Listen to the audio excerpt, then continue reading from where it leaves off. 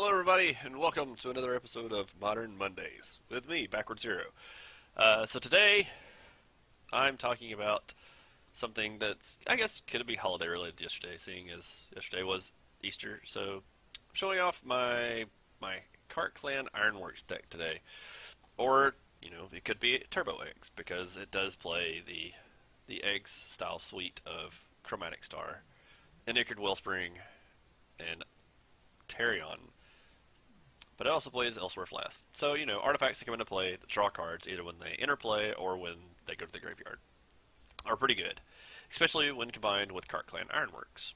Because when you sacrifice an artifact, it generates 2 colorless, which turns Tarion into a 1 mana artifact that draws you a card and nets you a mana back. Even though it comes into play tapped. And it makes Wellspring a lot better in terms of it's a 2 mana. It freezes for itself and it draws you 2 cards. So 2 mana for draw 2 cards. And Chromatic Star. So the old version of Eggs used Pirate Spellbomb and recursion methods like Face Rewards and Second Sunrise to kill your opponent. Well, I'm still playing Face Reward, but I can't play Second Sunrise because it's banned, so I have Open the Vaults instead. And how this deck wins now is it has 3 different ways that it can win with Goblin Cannon, which is kind of fun to play in that you put 2 mana in and it deals 1 damage to target creature or player. So once you make like 40 mana, you just activate this thing 20 times and put the triggers on the stack before you hit sacrifice the Goblin Cannon while maintaining priority and just kill your opponent that way. Or you can play Lab Maniac and draw your entire deck and win the game, which is super useful when you're playing Alhammarret's Archive, because suddenly it makes all your eggs draw 2 cards and makes Ichard Wellspring draw 4 cards, which is really useful.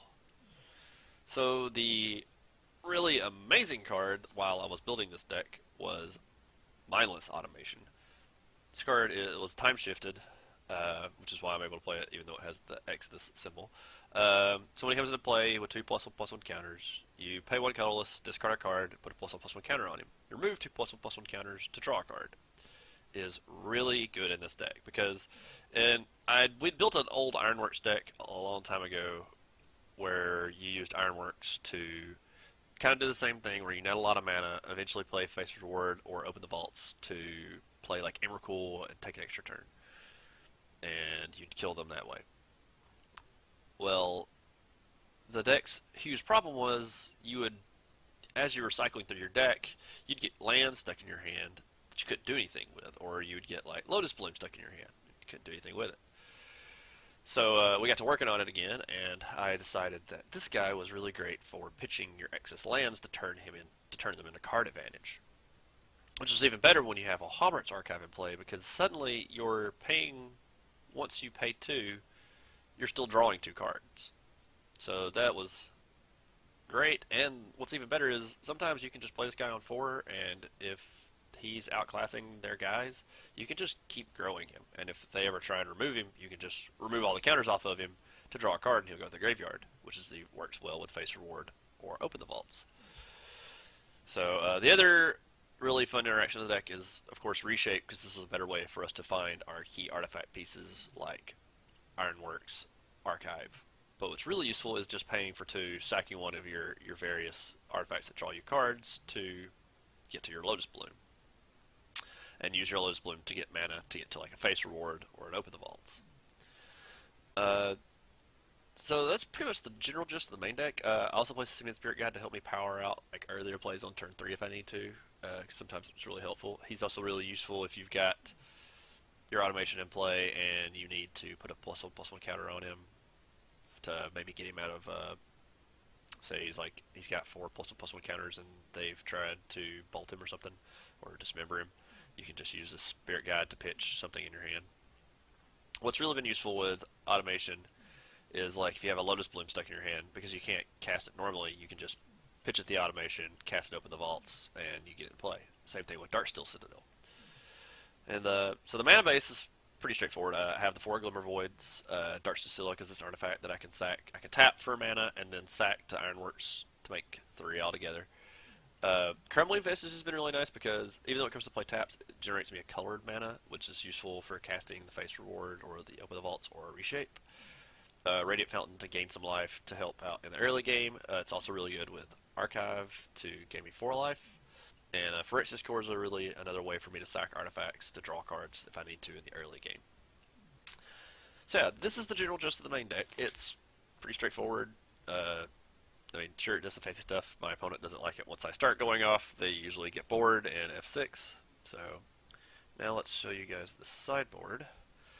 So the sideboard is for a myriad of other things. The only card that I'm kind of playing around with right now is the Oblivion Rings, because they're really good against like Planeswalker decks. They're also really good against like people play Stony Silence against me, or just a way to shut off my Ironworks. It's kind of there to help clean up. Same thing with Wear Tears to help me with problematic like artifacts or enchantments that I can't normally deal with. But the Oblivion Ring's mostly for helping me deal with Planeswalkers. Defense Crew is really good in against the Control Mirror if they've just like for like the Just Guy decks or like blue black. That's just they're just sitting on a ton of counter spells. Playing this on turn 1 with a Spirit Guide is really useful for me.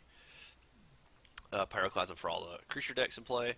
I'm debating whether or not I want to upgrade this to Anger. Double red might be a little bit hard to cast, but Anger is really good in the format right now. And then Pia and Kinar are kind of like another win condition that I can bring out of the board if I feel as though my opponent is just playing a lot of ways to try and deal with my Ironworks or my Lab Maniac. It's really useful in that sense. And Ignorant Bliss is really good against decks that just really want to disrupt my hand really bad. This card's been super useful. I mean, you can also play it on turn 1. Like if you play a land, you have a Spirit Guide in your hand, you can pass a turn to them. And if they go to Thoughtseize you on turn 1 and you don't want to lose any key pieces, this card just cycles for you because it draws a card. So yeah, there's the general gist of the deck. I'm going to try and find a match real quick, and we'll play through. I'll do like 1 or 2 playthroughs of this. If I get to the point wherever I'll like go to like the major part of the combo, I'll probably pause the video just because I don't want all the clicking that occurs during this. So I'll find a match and we'll be right back. Okay, so here we go. This is a really decent hand to start on. I have 2 lands, Lowest Bloom, and Chromatic Star. Keeping this.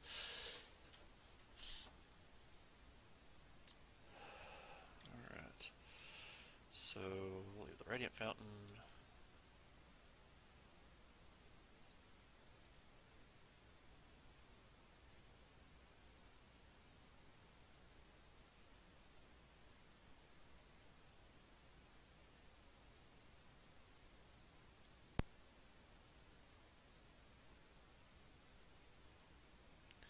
Spin my Lotus Bloom. Pass turn.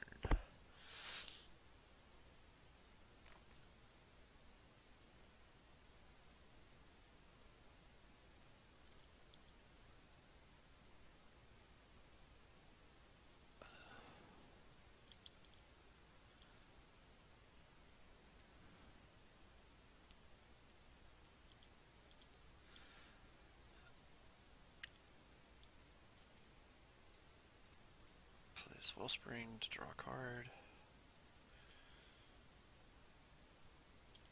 It's really good. Spirit Guides. Super useful here. Just trying to figure out what my opponent's doing. Search of the Forest could be like elves or something. Or like a mono green division deck. Oh, it's those guys. I think this is okay for me.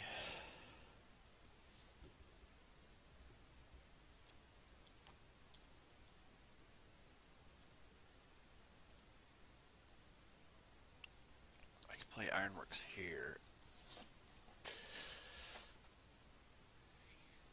Because if I reshape next turn, what do I reshape into? Is the question. So I can get the other Lotus Petal, but I don't have. And if I play Ironworks here, can't really get anything going yet. I would have a lot more mana to work with. Yeah. Excuse me. Yeah, we're just gonna ship the turn. Gemhide Slither. Sliver.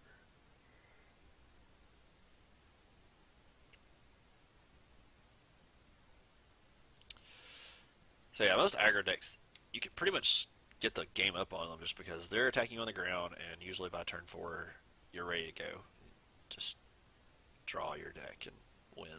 But the great part about it right here is like Goblin Cannon. It's really good for like wiping his board if I see a turn where I can't like fully win. Poisonous. Oh boy. Seems interesting. Might just have to play Goblin Cannon next turn and pick off both his guys. I really need to draw a face reward here this next turn, especially when I play this Lotus Petal or this Lotus Bloom. Because I have 2 cards that are going to effectively draw me 2, and if I get a way to regrow artifacts, draw me 5 cards. What you play in? All your guys have flanking. Alright. So it might just be a Goblin Cannon turn where I use the cannon to kill a bunch of his guys. This. 7 mana. Hey, look at that. I'm glad I waited. So let's do stuff.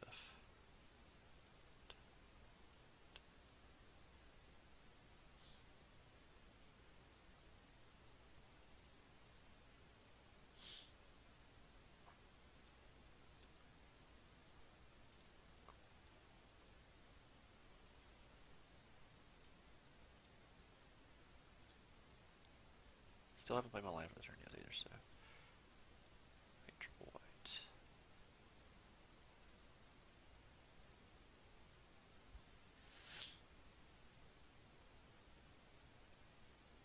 Get this other Ironworks out of my hand.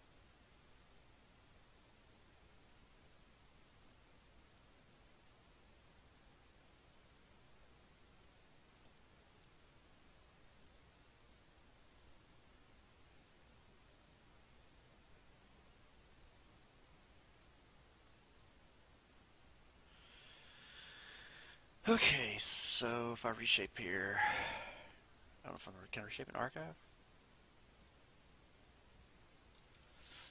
I have 2 extra mana in my hand too, so that's really good.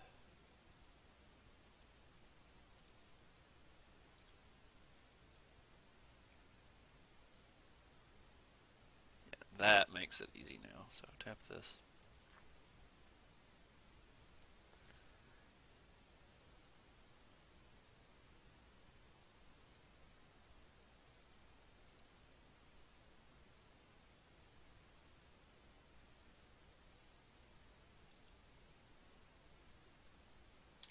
There we go. That guy's gonna help me out.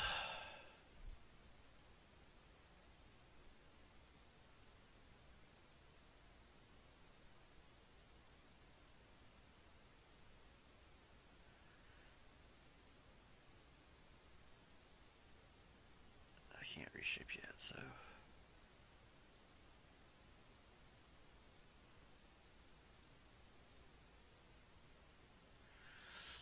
I need to draw some cards.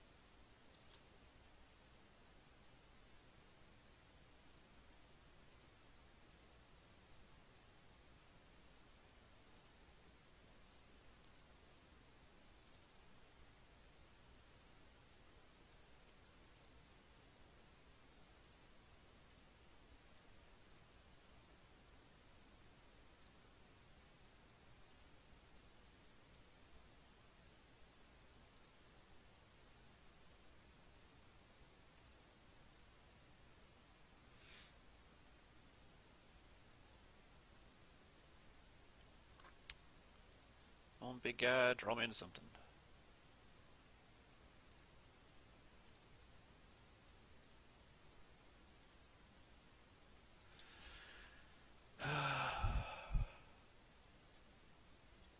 Trying to think how much mana I can make now. So I can do triple blue here. And reshape. Just draw a card. Oh, think. So, yeah, triple blue. Man, last one.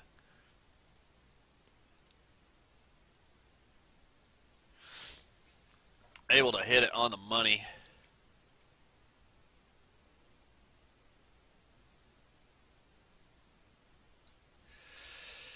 Thank you, Mindless Automation, for drawing me this Open the Vaults on your last breath.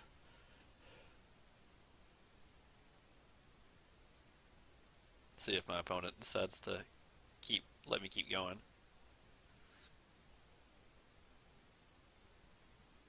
Usually this is where they tend to scoop on me. So they're just like, well, I guess I'm not doing anything. Just press F6. Just let me go off, man. Be a bro.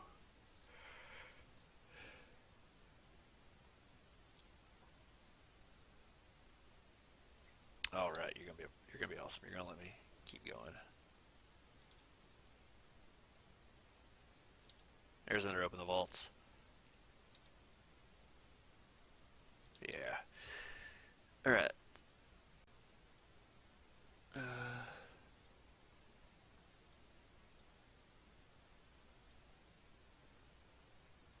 I totally didn't mean to do that.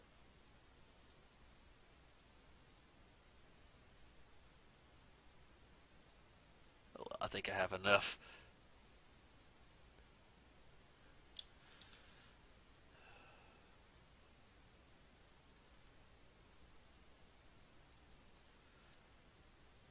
One, two, three, four, five. Okay. This. Reshape for 5.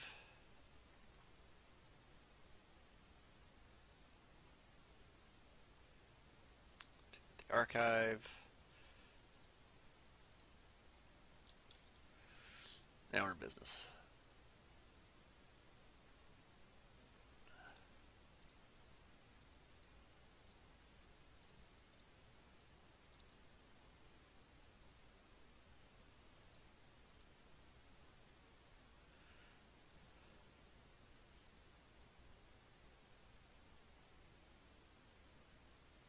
Now I just have to get to Lab Maniac and hope I don't draw myself out. But I've got an even number of cards in my deck, so that makes me feel better.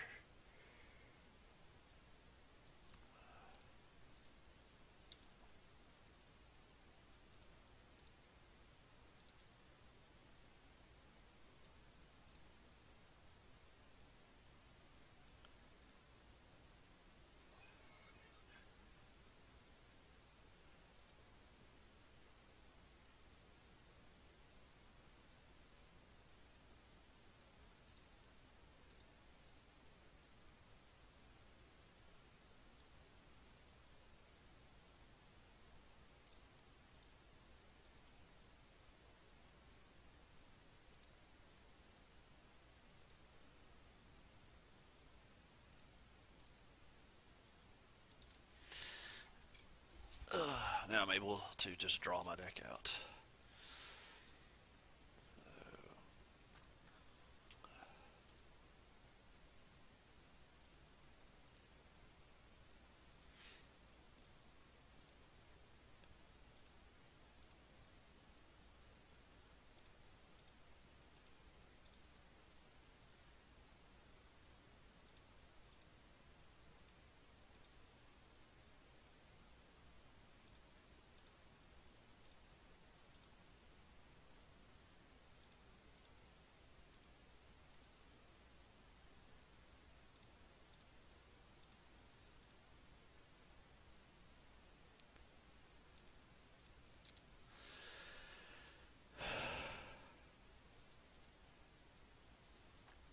Alice Automation for just being the random rare you once were. Boring.